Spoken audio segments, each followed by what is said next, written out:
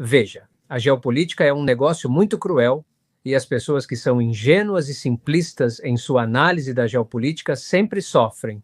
Apesar disso, algumas das regras da geopolítica também são bastante evidentes. Todas as grandes potências, incluindo os Estados Unidos da América, sempre priorizarão seus próprios interesses. Não sacrificará seus interesses nem mesmo pelos melhores amigos, incluindo os europeus. Foi ingênuo dos europeus acreditar que os Estados Unidos da América sempre priorizariam os interesses da Europa ao lidar com a Rússia. Este é Kishore Mahbubani. Ele é um dos mais renomados especialistas geopolíticos do mundo, ex-presidente do Conselho de Segurança das Nações Unidas e um distinto membro do Instituto de Pesquisa da Ásia. O professor Mahbubani é autor de vários livros, incluindo Viver no Século Asiático e seu livro inovador sobre a crescente influência da China no mundo, intitulado A China Ganhou. Na entrevista de hoje, Kishore e eu discutimos o papel da Europa e as negociações para o fim da guerra na Ucrânia. Com o aumento das tensões, líderes europeus estão à margem, sem voz clara nas negociações Estados Unidos da América, Rússia. O professor Mahbubani recentemente escreveu um artigo para a Foreign Policy intitulado É hora da Europa fazer o impensável. No vídeo de hoje abordamos os 3 caminhos possíveis para o futuro da Europa e como a guerra na Ucrânia pode chegar ao fim. Mais tarde em nossa entrevista, mudei o foco para a China e pedi ao professor para compartilhar, como singapuriano, seus pensamentos sobre como a China está expandindo sua influência globalmente.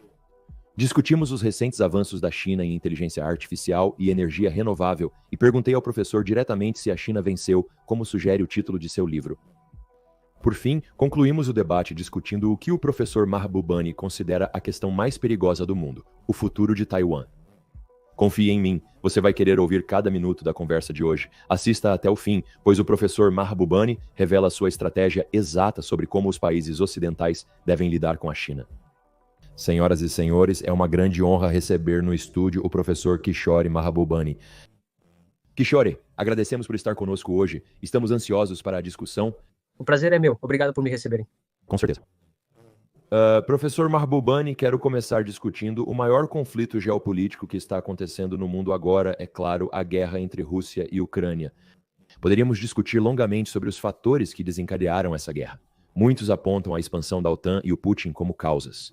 Recentemente você fez um comentário interessante dizendo que a ausência de pragmatismo na cultura europeia é um grande fator. Poderia explicar mais sobre isso?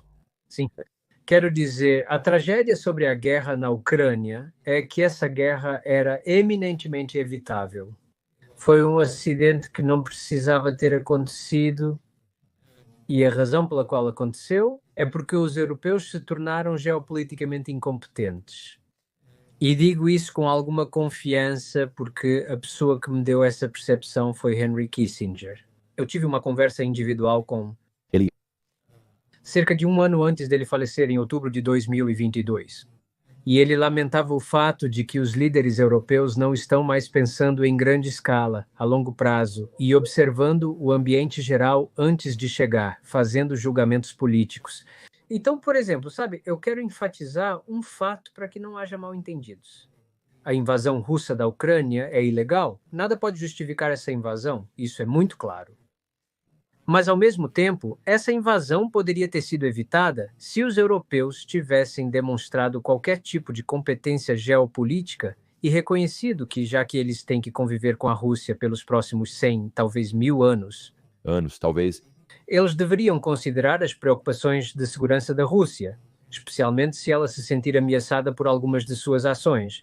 E os russos deixaram abundantemente claro que a contínua expansão da OTAN para o leste estava colocando em risco a segurança deles. Eles deram todos os tipos de sinais de alerta.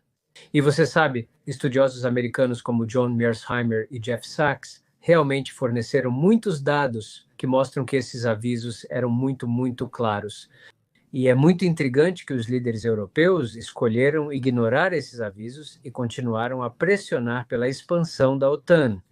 E eu acho, é claro, que agora, como você sabe, os europeus estão pagando um preço muito alto por sua incompetência geopolítica, porque a única lição da história, e isso remonta a 2000 anos, nunca coloque todos os seus ovos geopolíticos em uma única cesta. Os europeus colocaram todos os seus ovos geopolíticos em uma cesta chamada Estados Unidos da América, presumindo que os Estados Unidos da América sempre, sabe, de uma forma ou de outra, protegeriam os interesses europeus, mesmo sacrificando os interesses americanos. Essa foi uma suposição geopolítica absurda, pois as grandes potências sempre priorizarão seus próprios interesses. Então, de certa forma, o que Donald Trump está fazendo agora é se comportar como um líder de uma grande potência lógica, enquanto os europeus têm se comportado como líderes incompetentes por não considerarem as piores opções quando apoiaram entusiasticamente a expansão da OTAN. Sim, essa é uma percepção muito boa. Então você acha que com, sabe, a mudança de Donald Trump agora, e realmente, né, sabe, mudando 180 graus da administração anterior, você diria que isso é mais ele agindo no melhor interesse dos Estados Unidos e, como você disse, agindo como uma superpotência? Essa jogada de Donald Trump era realmente esperada? Infelizmente, você vê na geopolítica é um negócio muito cruel. E as pessoas que são ingênuas e simplistas em sua análise da geopolítica sempre sofrem. Ao mesmo tempo, algumas regras da geopolítica são bem claras. Todas as grandes potências, incluindo os Estados Unidos da América, sempre priorizarão seus próprios interesses. Nunca sacrificará seus interesses por nem mesmo os melhores amigos, incluindo seus amigos europeus. Foi muito ingênuo por parte dos europeus acreditar que os Estados Unidos sempre colocariam os interesses europeus em primeiro lugar ao lidar com a Rússia. Por que os Estados Unidos deveriam fazer isso? Os Estados Unidos possuem interesses próprios e buscam agora estabelecer um novo relacionamento com a Rússia. E isso poderia ter sido previsto há algum tempo. E então eu acho que é importante para os europeus se recostarem, refletirem e se perguntarem por que fomos tão ingênuos? Onde nós erramos e o que podemos fazer para garantir que não cometamos os mesmos erros novamente? No meu artigo dei 3 sugestões específicas para os europeus. Considerar a retirada da OTAN poderia sinalizar autonomia e independência. 2. Trabalhe em um novo grande acordo estratégico com a Rússia. E 3. Também considere trabalhar em um grande acordo estratégico com a China. Portanto, haja de acordo com o seu próprio interesse, não no de outra grande potência. Absolutamente, eu adoro isso. E no artigo a que você está se referindo, vamos colocar um link na descrição. Foi um artigo publicado na Foreign Policy intitulado "É hora da Europa fazer o impensável". Você mencionou 3 pontos e gostaria de aprofundar mais sobre a primeira coisa que a Europa sabe ser uma solução, correto? Você apresentou 3 soluções práticas para a Europa de forma clara. Eles cometeram alguns deslizes. Eles precisam refletir sobre seu futuro, pois foram geopoliticamente ingênuos. Então, como seria se a Europa, sabe, saísse da OTAN? E você, por exemplo, sua primeira sugestão, como seria na prática? Bem, eu acho que enviaria um sinal muito claro de que a Europa está declarando sua independência geopolítica. E, portanto, a partir de agora, a Europa atuará como um ator estratégico autônomo no cenário mundial, colocando seus próprios interesses em primeiro lugar, sabe? E como eu até admito no artigo, a Europa pode não necessariamente ter que sair da OTAN, mas apenas declarando que está preparada para deixar a OTAN, está enviando um sinal de que se você não levar em consideração meus interesses, por que eu deveria permanecer membro deste clube? E a melhor maneira da Europa ser tratada com respeito é declarar que está disposta a deixar a OTAN, porque a sua insistência em permanecer na OTAN, mesmo que os Estados Unidos tenham completamente deixado de lado os interesses europeus, dar a impressão de que os europeus, como eu digo de uma maneira um tanto cruel, dar a impressão de que os europeus estão lambendo as botas que os estão chutando. E isso é muito imprudente, extremamente imprudente em geopolítica, porque em geopolítica você tem que ser igualmente cruel e astuto se quiser proteger seus interesses. E a melhor forma de fazê-lo é declarar que, se os interesses europeus forem ignorados, a Europa está pronta para abandonar a OTAN. Certo. Professor, nos fale sobre a segunda opção. Eu acho que você tem sido uma coisa muito interessante, é realmente o que eu gosto. Concordo com o que você mencionou antes. A Europa, ciente de que terá que conviver com a Rússia pelos próximos séculos, está, na realidade, cooperando mais proximamente com os russos. E você sabe, e eu gostaria que você expandisse isso. Quer dizer, nós sabemos que antes da guerra, por exemplo, a maior parte do gás natural que estava indo para a Alemanha, obviamente, passava pelo gasoduto Nord Stream. Isso era um elemento muito, muito chave para o poder de fabricação da Alemanha. Eu gostaria que você expandisse o segundo ponto. Você sabe, possível para a Europa realmente se aproximar da Rússia após este conflito e após o que vimos? definitivamente. Veja, em geopolítica você deve sempre colocar todas as opções na mesa, incluindo, como eu enfatizo, as opções impensáveis. As pessoas esquecem, por isso gostaria que os europeus estudassem mais o Sudeste Asiático. Quando a Associação das Nações do Sudeste Asiático foi criada em 1967, durante a Guerra Fria, como uma organização pró-americana, sua criação foi denunciada tanto por Moscou quanto por Pequim em 1967. E sabe de uma coisa? Então poderíamos supor que, por causa disso, a Associação das Nações do Sudeste Asiático estará para sempre presa em uma relação antagonista com seu vizinho, a China. Mas os países da Associação das Nações do Sudeste Asiático são extremamente pragmáticos. Eles disseram que precisamos conviver com a China pelos próximos 1000 anos e temos que garantir que encontramos maneiras e meios de nos darmos bem, de tal forma que, em questões que são importantes para nós, nos posicionamos com a China.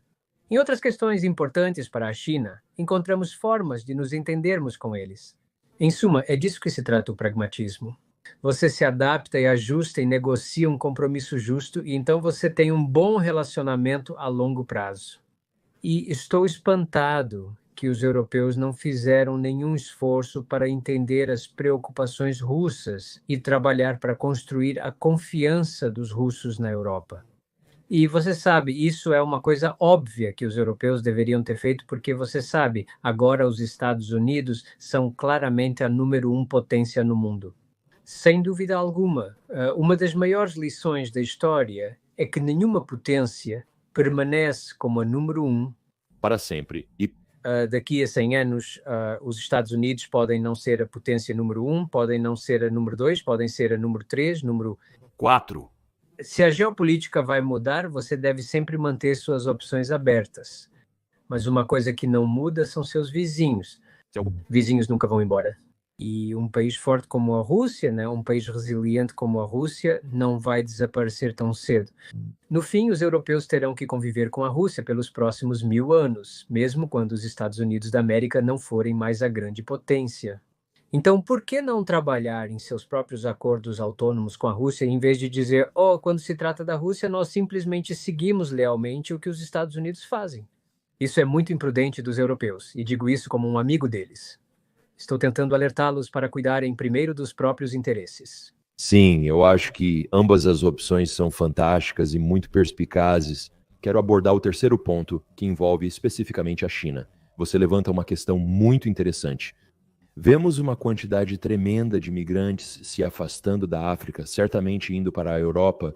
E por quê? Porque eles estão em busca de uma vida melhor. Eles querem mais oportunidades. Como sabemos, a África tem um potencial tremendo, mas não foi tão desenvolvida quanto provavelmente deveria ter sido. Mas há uma oportunidade agora para se aproximar de China.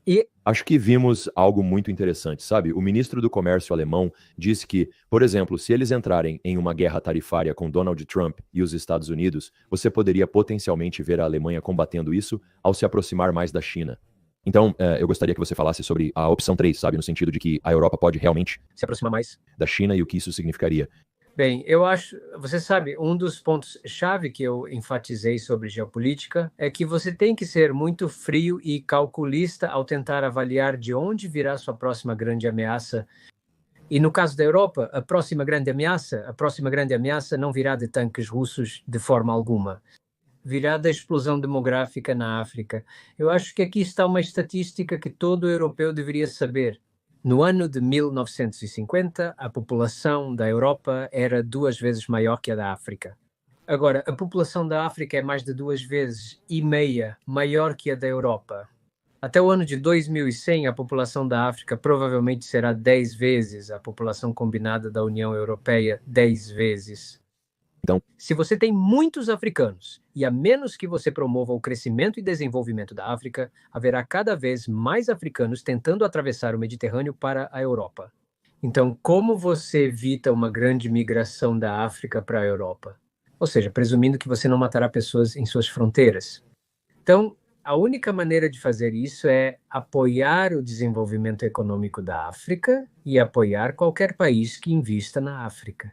porque cada investimento na África é um presente para a África e um presente para a Europa ao mesmo tempo. Se os europeus fossem inteligentes, deveriam receber de braços abertos o investimento chinês na África. Mas o que acho bastante chocante é que líderes como Elisabeth von der Leyen e Annalena Baerbock estão sacrificando os interesses europeus ao criticar os investimentos chineses na África. Isso vai contra os interesses europeus. Por que você está fazendo isso? Na verdade, a China está fazendo um favor à União Europeia ao investir na África. E a União Europeia, na verdade, deveria estar trabalhando com a China para promover mais investimentos chineses na África, em vez de tentar se opor a isso, porque os Estados Unidos se opõem. Então, novamente, né, este é outro exemplo de ingenuidade geopolítica por parte dos europeus. Então, isso é algo que eu espero que os europeus levem a sério. E eu entendo que o governo espanhol, além do ministro do Comércio alemão, o governo espanhol também se manifestou para dizer que é hora da Europa forjar sua própria política independente em relação à China. Sim, eu acho que isso é uma grande mudança que estamos vendo da Europa. E eles vão ter que fazer isso. Eu acho que eles terão que se aproximar mais da China. Quero fazer uma transição, pois acho que isso se encaixa perfeitamente no nosso próximo ponto, sobre o qual falarei especificamente da iniciativa do Cinturão e Rota. O Cinturão e Rota, iniciativa do Cinturão e Rota já tem mais de 10 anos agora. Trilhões de dólares foram investidos pela China, com mais de 150 países inscritos na iniciativa, um número impressionante considerando que existem 193 nações no mundo. Gostaria de saber sua opinião sobre a iniciativa do Cinturão e Rota em geral. Foi bem sucedido? Como você, sendo singapurense, enxerga o futuro considerando os investimentos da China não só na sua região, mas em todo o mundo? Eles têm uma presença massiva agora. Compartilhe seus pensamentos, por favor. Bem, eu acho que você está absolutamente certo. É bastante notável que mais de 150 países se inscreveram para participar de projetos afiliados à Iniciativa do Cinturão e Rota ou Iniciativa do Cinturão e Rota. E a razão pela qual isso é notável é que a administração Biden realmente foi de porta em porta para cada país do mundo e disse: não se junte à Iniciativa do Cinturão e Rota. Não se junte à Iniciativa do Cinturão e Rota, não se junte à Iniciativa do Cinturão e Rota. E, sabe, então os países têm que escolher entre seguir o conselho da administração Biden ou se juntar à Iniciativa do Cinturão e Rota. E a maioria dos países do mundo diz que a Iniciativa do Cinturão e Rota vai me dar a oportunidade de melhorar a infraestrutura do meu país, melhorar as ligações comerciais do meu país. Por que eu deveria dizer não a isso, certo? Só porque os Estados Unidos me pediram para dizer não a isso. Portanto, foi muito imprudente dos Estados Unidos tentar persuadir os países a não aderirem à Iniciativa do Cinturão e Rota. O fato de 150 países terem aderido mostra que a campanha americana contra a Iniciativa do Cinturão e Rota essencialmente falhou. Agora, é claro, alguns países se recusaram a aderir à Iniciativa do Cinturão e Rota e eles têm esse direito. E o Japão, por exemplo, não aderiu. A Índia e a Austrália não aderiram, mas isso é justo. Eles podem fazer isso. Mas o fato é que a maioria dos países do mundo decidiu fazer isso porque isso levou a benefícios concretos. Tome como exemplo a Indonésia, vizinha de Singapura. Os indonésios trabalham com a China para construir um trem rápido entre Jakarta e Bandung. E os indonésios estão eufóricos por terem esse trem incrivelmente rápido. A Indonésia, como você sabe, ainda é um país em desenvolvimento. Sua renda per capita é muito menor que a dos Estados Unidos. Agora, a Indonésia possui um trem muito mais veloz que os Estados Unidos da América, trem chamado Sush, se não me engano. Enganado. Sabe? Então é notável. Então isso não é apenas sobre infraestrutura, porque quando você constrói um trem rápido e as pessoas na Indonésia dizem: uau, meu país pode ter construído um trem rápido, adivinha o que mais meu país pode fazer? Isso também aumenta a confiança psicológica e também o bem-estar psicológico da população ao ver projetos de infraestrutura bem-sucedidos sendo construídos e concluídos em seus países. Portanto, foi muito imprudente dos Estados Unidos se oporem à Iniciativa do Cinturão e Rota. E eu acho que os Estados Unidos, francamente, deveriam agora tentar fazer o oposto, que é receber o investimento da Iniciativa do Cinturão e Rota nos Estados Unidos, porque, francamente, grande parte da infraestrutura dos Estados Unidos parece bastante terceiro mundo. Se você for aos aeroportos dos Estados Unidos, você pegar um trem rápido nos Estados Unidos e, na verdade, se você ver algumas das pontes desabando nos Estados Unidos, faria sentido para os Estados Unidos trabalhar com a China e a iniciativa do Cinturão e Rota, ao invés de se opor à iniciativa do Cinturão e Rota agora? Eu sei que isso não vai acontecer tão cedo e Mas é uma opção impensável que os Estados Unidos deveriam considerar para o futuro. não seria incrível? Estados Unidos aderindo à iniciativa do Cinturão e Rota? Concordo plenamente com você sobre a infraestrutura e o funcionamento atual do país. E acho que gostaria de falar um pouco mais sobre a China, porque sei que este é um país que você estudou tremendamente e acho que, como você viajou para lá muitas vezes, sabe bem do que se trata. Gostaria de saber sua opinião, porque em 2020 você escreveu um livro chamado A China Venceu? Considero 2025 um ano muito interessante. Vimos milhões de americanos frustrados com o governo dos Estados Unidos da América querendo banir o TikTok, migrando para o Xiaohongshu, o Red Note, o aplicativo chinês e tendo incríveis trocas culturais. Milhões de americanos e chineses trocando e aprendendo mais sobre as culturas uns dos outros. O DeepSeek surgiu e revolucionou rapidamente o futuro da inteligência artificial, parecendo uma mudança repentina, mas resultando de uma grande descoberta. Na semana passada, a China lançou um filme animado que arrecadou US$ 1 bilhão americanos nos primeiros 11 dias de bilheteria. Eu te perguntei 5 anos depois, aqui em 2025, a China venceu? Como você sabe, se na minha tese, no meu livro A China Venceu, há um ponto de interrogação ali. O fim do... Pergunta, certo. Então o título não é A China Venceu. Certo, mas Não há dúvida de que muitos dos pontos-chave que eu mencionei no livro ainda permanecem válidos, mesmo que o livro tenha sido publicado em 2020. O primeiro ponto que eu enfatizo é que os Estados Unidos lançaram um concurso geopolítico contra a China e eu disse que presidentes americanos podem vir, presidentes americanos podem ir. Isso não faz diferença porque este concurso é impulsionado por fatores estruturais. E para o bem ou para o mal, minhas previsões se concretizaram. Desde a escrita do livro, tivemos 2 presidentes muito diferentes, Trump e Biden. Mas, na verdade, apesar de suas diferenças, a política americana consistente de tentar impedir a ascensão da China continuou. E, em segundo lugar, tenho que enfatizar um ponto-chave que, independentemente do que os Estados Unidos façam, nunca devem subestimar a China. Porque a China, no final do dia, ainda representa a civilização contínua mais antiga do mundo. Ela existe há mais de 4.000 anos. Há uma razão para isso. E, na verdade, todas as realizações notáveis que você aponta, seja, você sabe, saque profundo ou a manufatura da China, proeza ou... A China é notável no que faz em tecnologia de baterias, veículos elétricos e assuntos relacionados. E eu acho que muitos americanos cometem um grave erro ao subestimar a China. Mas um terceiro e igualmente importante ponto que eu faço na forma de um memorando fictício para o presidente Xi Jinping no capítulo do meu livro é que agora que o confronto geopolítico entre os Estados Unidos da América e a China começou, a China, claro, deve acreditar que vai vencer. Mas independentemente do que a China faça, a China nunca deve subestimar os Estados Unidos da América. Porque os Estados Unidos da América é uma sociedade notavelmente bem-sucedida e tem realizado maravilhas. Para dar uma estatística, em 2000, as economias da União Europeia e dos Estados Unidos da América eram de tamanho similar. Agora, a União Europeia é apenas cerca de 2/3 do tamanho dos Estados Unidos. Então, sabe, a União Europeia claramente, como eu indiquei em meus comentários anteriores, perdeu seu caminho. Os Estados Unidos ainda permanecem uma grande potência formidável e possuem uma cultura de inovação e empreendedorismo que mantém sua economia muito, muito, muito forte. É por isso que eu encorajo os chineses a também tratar os Estados Unidos com respeito, assim como eu encorajo os americanos a também tratar a China com respeito. Isso é fantástico. Conselho fantástico. Eu concordo completamente com isso. E eu gostaria de saber o que você pensa, sendo um singapurense e estando bem no meio da Ásia, e temos essas duas grandes potências, os Estados Unidos da América e a China, qual é realmente o conflito ou situação geopolítica que você mais teme para o futuro do nosso mundo? Seria um possível conflito entre Estados Unidos da América e China no Estreito de Taiwan, por exemplo? Os problemas na Europa são contínuos ou há algo mais que desconhecemos? Considerando sua análise e localização em Singapura, qual é o grande evento que você mais espera no futuro?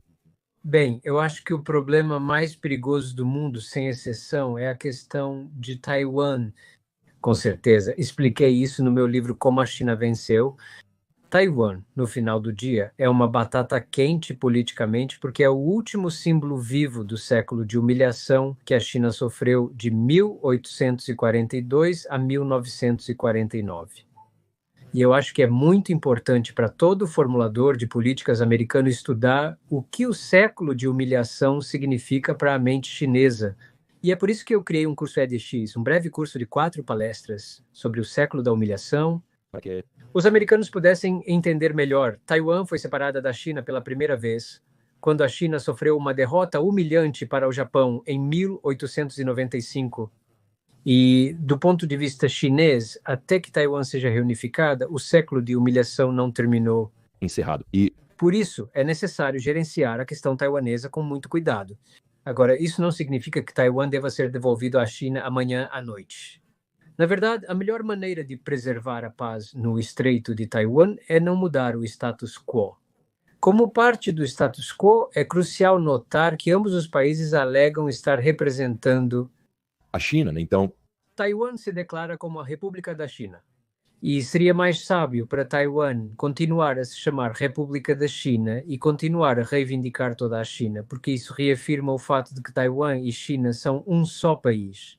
mas Se Taiwan declarar independência, então pode forçar a China a declarar guerra a Taiwan, o que seria muito, muito perigoso.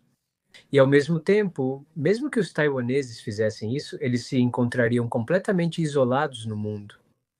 Porque enquanto o passaporte da República da China é agora aceito em mais de 150 países no mundo, qualquer passaporte emitido pela República de Taiwan será reconhecido por apenas um punhado de países no mundo. Portanto, os taiwaneses se isolarão caso alterem o status quo. Portanto, a coisa mais sábia a fazer sobre a questão de Taiwan é deixar o status quo o máximo possível e não mudá-lo. E foi aqui que eu pensei de vez em quando, algumas das coisas que a administração Biden fez foram um pouco perigosas. Como, por exemplo, quando Joe Biden deu uma garantia de segurança absoluta para Taiwan e sem quaisquer qualificações. E isso foi perigoso porque a ambiguidade estratégica impediu os taiwaneses de declararem independência. Porém, ao dar uma garantia de segurança absoluta a Taiwan, você também está dizendo para que declarem independência, tendo seu apoio. E isso é uma coisa muito imprudente que a administração Biden fez. Agradeço pela análise especializada. É um ponto muito relevante. Acho que muitas pessoas não pensaram no fato de que a República da China, Taiwan, atualmente, eles reivindicam toda a China. Eles também reivindicam a China continental. Isso reafirma a política de uma única China. Se Taiwan declarasse independência, poucos países reconheceriam. Isso é muito interessante.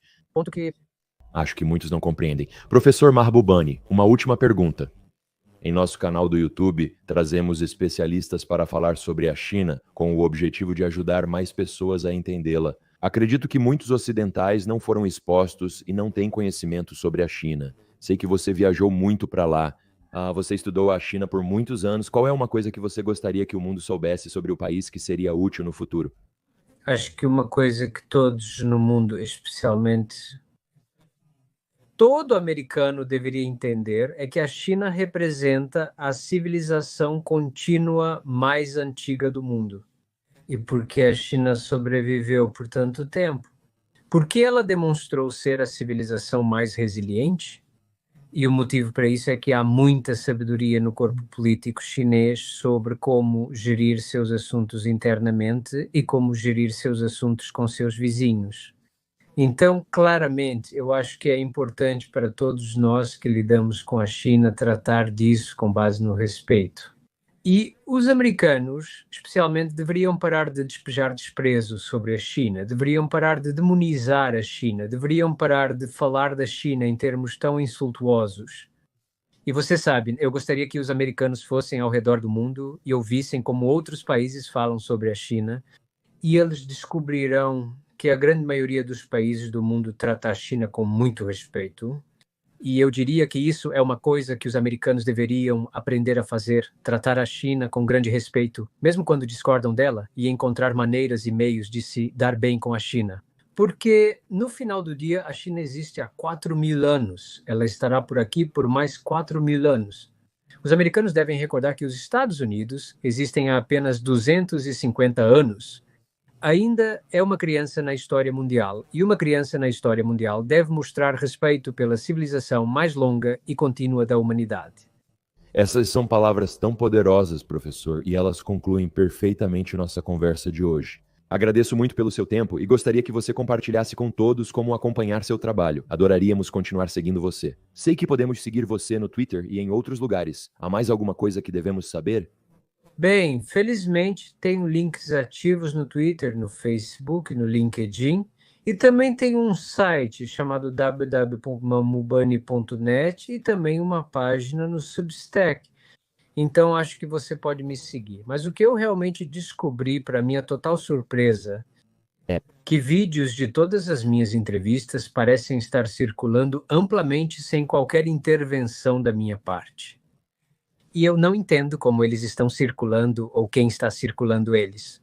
Mas estou mesmo assim feliz que, por exemplo, minha palestra na Universidade de Harvard Sobre o que... acontece quando a China se torna número 1, agora foi vista mais de 4 milhões de vezes. Livro O Século XXI, Asiático, que é um livro de acesso aberto gratuito, foi baixado mais de 3.900.000 vezes. E tudo isso é... Acontecendo sem nenhum esforço da minha parte. E então, para todos vocês que estão divulgando meu trabalho por conta própria, quero agradecer muito a todos vocês. Ah, fantástico. Bem, professor, você tem insights tão incríveis. Adoramos ouvir você falar e seus insights. Obrigado por compartilhar sua mensagem. Agradecemos por tudo que você faz pelo mundo. Garantiremos que os links estejam na descrição. Por favor, deixe um comentário abaixo. Como o professor disse, vamos continuar circulando essa conversa. Obrigado a todos pelo seu apoio contínuo na divulgação dessa mensagem. Nos vemos na próxima entrevista. Agradecemos, como sempre, pelo seu incrível apoio. Sou grato por convidar convidados como o professor Mapubani no canal para nos ajudar a compreender a geopolítica em rápida mudança. Se você gostou da discussão de hoje, certifique-se de se inscrever na minha newsletter de geopolítica para se manter atualizado sobre os últimos desenvolvimentos ao redor do mundo. Deixarei o link abaixo, confira também nossas outras entrevistas clicando aqui para o próximo vídeo. Obrigado pelo apoio de todos, aguardo ansioso para vê-los em breve em um novo vídeo.